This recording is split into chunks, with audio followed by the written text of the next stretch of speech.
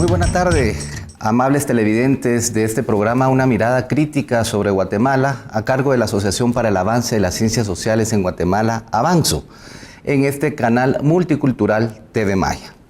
Hoy vamos a abordar un tema importante para todas y todos los guatemaltecos. Vamos a estar hablando sobre el presupuesto de ingresos y egresos del Estado de Guatemala.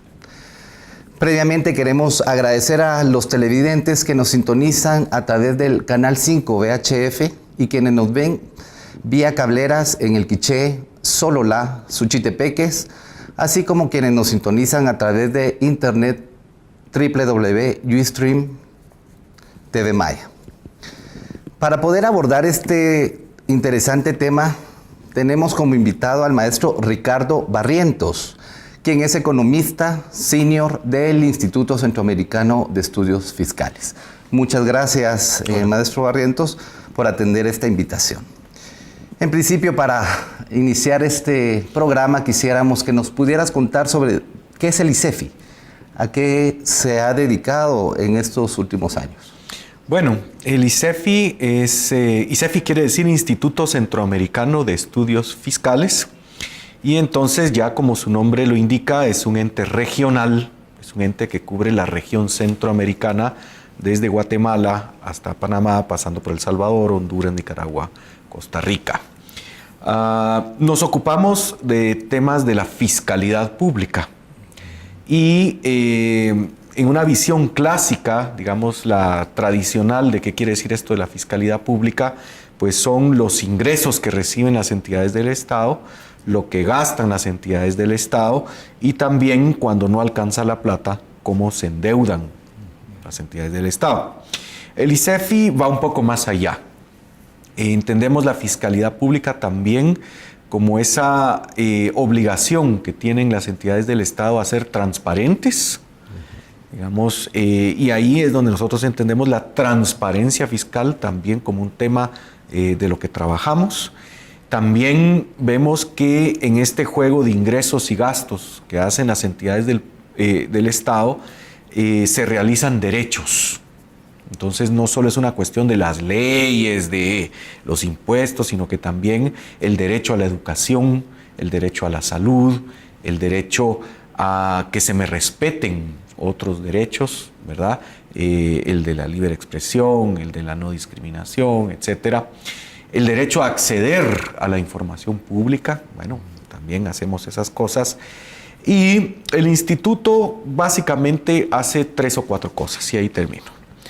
Primero, hacemos investigación científica, digamos académica, en donde producimos estudios. Por ejemplo, vamos e investigamos, manejamos datos y determinamos cuánto gasta el gobierno de cada uno de los países de la región en los niños y en los adolescentes.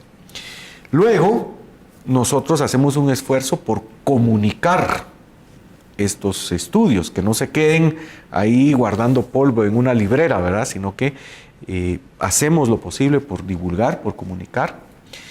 Tercero, y no solo comunicamos, sino que agarramos nuestros estudios y tratamos de influenciar algunas decisiones que se toman.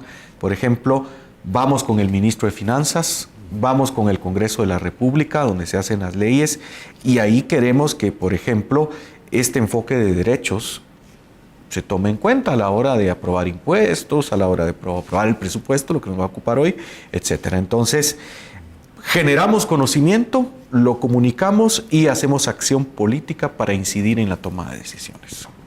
Excelente trabajo el que está promoviendo el ICEFI, no solo a nivel nacional, sino centroamericano. Gracias. En este sentido, quisiéramos ya, para entrar en materia, ¿en qué consiste este tema del presupuesto? ¿Cómo es una herramienta?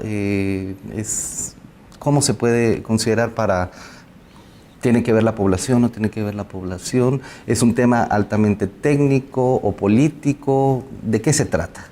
Sí, la pregunta es muy importante porque generalmente el presupuesto es un decreto del Congreso de la República, ¿verdad? Y una ley que año con año los diputados tienen que revisar y tienen que aprobar. Lo propone el Ejecutivo, ¿verdad? Y entonces, si uno toma el presupuesto, pues una página van a ser los ingresos, otra página van a ser los gastos y otra página son las reglas de cómo se gasta. Y en una visión muy miope, muy simplista, ese es el presupuesto. Y es un montón de números, es el papel más aburrido que uno pueda tener para leer, y esa es una forma de verla.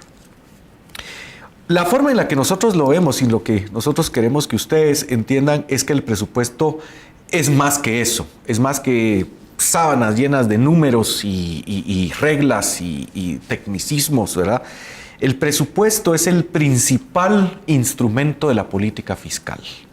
Es decir, que es el instrumento mediante el cual el presidente, en este caso Jimmy Morales, el organismo ejecutivo, propone qué es lo que piensa hacer en 2017. En el Congreso le dicen si le aprueban o no lo que piensa hacer. Y entonces, por ejemplo, si nosotros tenemos cerca un puesto de salud, que la última vez que fuimos no tenía medicinas, eso se decidió en el presupuesto. Si nosotros vamos a la estación de policía y resulta que los policías están ahí deteniéndose las quijadas porque la radiopatrulla no tiene gasolina o se le arruinó el motor y no hay dinero para repararla, eso fue porque así se aprobó el presupuesto. Si resulta que no hay dinero para los útiles escolares de las escuelas, ¿verdad? Si no hay dinero para pagarle a tiempo a los maestros, si no hay dinero para todo lo que se necesita para el proceso de la educación, eso es una decisión que está en el presupuesto. Si resulta que vamos en nuestro carro en una carretera y caemos en un hoyo y se arruina la llanta, no se ha reparado ese bache que está ahí en la carretera, eso es porque así se decidió en el presupuesto.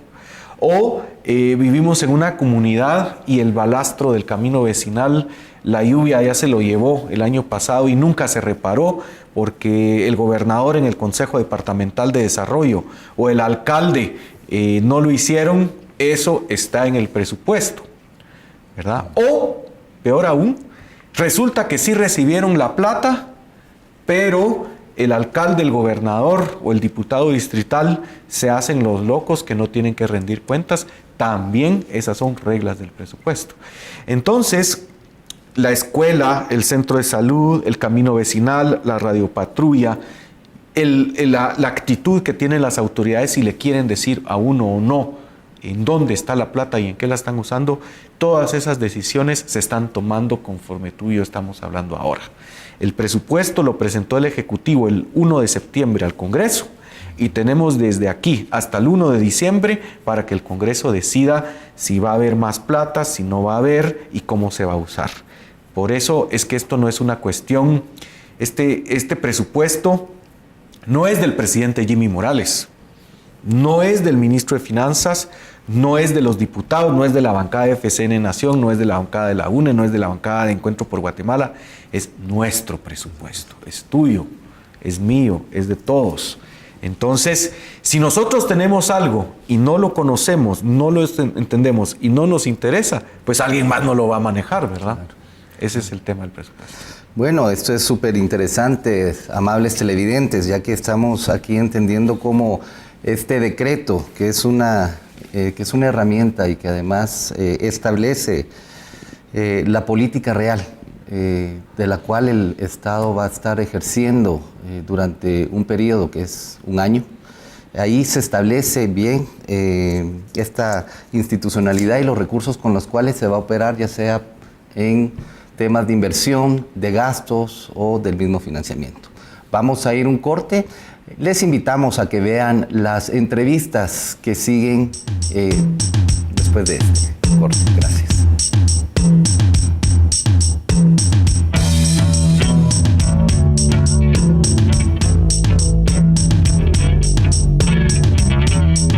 La esencia de la política pública. En el presupuesto se manifiestan las prioridades de gobierno, se manifiestan los objetivos, las metas, la dirección, el rumbo que le quiere dar al gobierno en un año determinado.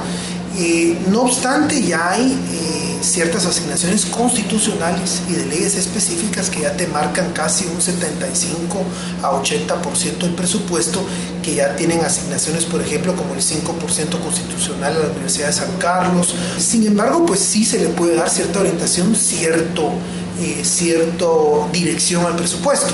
En esta discusión del presupuesto 2017, diríamos que el proyecto que manda el Ministerio de Finanzas Públicas, que manda el gobierno de Jimmy Morales, pues trae una dirección bien importante, que es hacia seguridad y justicia. Es decir, cuando preguntas qué fuerzas, qué sectores de alguna manera influyeron en el proyecto de presupuesto, te diría yo que fundamentalmente en este ámbito la demanda de tema de combate a la impunidad, la demanda de combate a la corrupción, la demanda por justicia, la demanda por seguridad. Esto, pues bueno, es positivo, uno pudiera decir es producto de la crisis política del 2015, de la caída del gobierno de Otto Pérez Molina y Roxana Valdetti. Hoy tenemos una mayor influencia de Iván Velázquez, de la Embajada de Estados Unidos, de la señora fiscal Aldana, y esto se está manifestando en que el presupuesto público para el 2017 tenga más énfasis en estas áreas. Este esfuerzo por fortalecer la seguridad y la justicia, tal vez la gran crítica que tiene es que genera tensión con el gasto social. Es decir, si yo le quiero dar más a seguridad y justicia, estoy afectando la educación, estoy afectando los programas de combate a la pobreza, estoy afectando las áreas sociales. Entonces, la gran limitante que tiene el presupuesto es esa.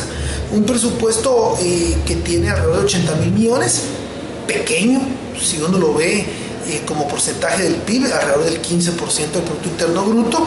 El problema que es lo que hay, es decir, los ingresos tributarios en Guatemala, a pesar de los éxitos de FOPA en estos meses con varias acciones de intervención judicial que han logrado recuperar 1.500 millones, no son suficientes para tener unos ingresos tributarios que permitan atender pues las necesidades que son abismales en Guatemala por los niveles de desigualdad y de pobreza. Esas necesidades en educación, en salud, en combate al hambre, en seguridad social, son necesarias, pero los recursos son limitados.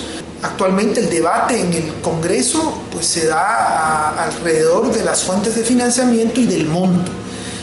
Se ve que hay un monto demasiado elevado y que se avisora el poderlo reducir de alguna manera, especialmente en algunas áreas donde hay cuestionamientos de corrupción o cuestionamientos de problemas legales. Estamos hablando del Ministerio de Comunicaciones, donde hay empresas que están siendo cuestionadas muy fuertemente, como Topsa, Conasa, Sigma, Overdish, y se avisora pues de alguna manera un debate en la reducción a las asignaciones del Ministerio de Comunicaciones. Yo creo que eso es ineludible. El gobierno presentó una propuesta de reforma que luego retiró, que traía cosas negativas como positivas. La comunidad internacional, nuestros socios, Guatemala no es una isla, está en un contexto de naciones, nos ven como un país que no ha avanzado en poder fortalecer sus ingresos tributarios, poder garantizar una justicia tributaria, una estructura más progresiva, donde el que tiene mayores ingresos pague más acorde a ese nivel de ingresos, y poder de esta manera elevar las posibilidades de atender el desarrollo. La carga tributaria de Guatemala es de alrededor del 10%, de las más bajas de América Latina, del mundo, del planeta. Quiere decir que algo estamos haciendo mal. En el contexto centroamericano y de América Latina, los países están gastando ya casi 6% del PIB en educación, 4% en salud. Nosotros seguimos con un gasto en salud que está alrededor del 1.5-2% del PIB, en educación que escasamente llega al 3%. Es decir, toda nuestra carga tributaria, países como Centroamérica, como Bolivia, ya la están usando únicamente para educación y salud. Entonces, Guatemala debe de retomar ese diálogo fiscal, debe de buscar cómo elevar sus ingresos. Ese es un tema ineludible que tarde o temprano lo vamos a tener que asumir. Seguir financiando con deuda no es sostenible.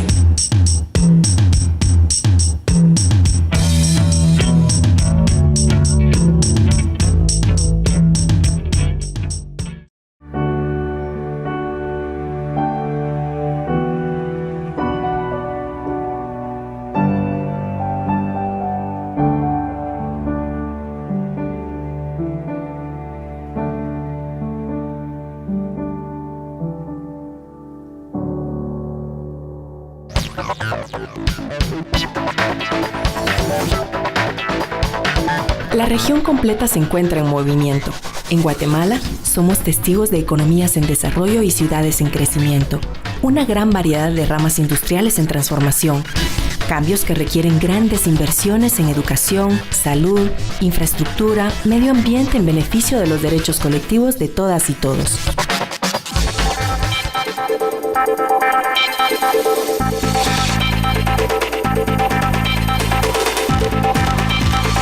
Bienvenidas y bienvenidos al mundo que abre escenarios para la expresión.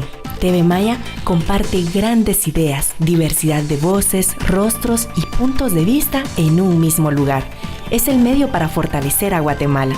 La esperanza de hacer un mundo distinto, un mundo mejor, está en el aire. Puedes tocarlo con tus propias manos, puedes sentirlo en tu corazón. Es la fuerza que mueve todas tus acciones.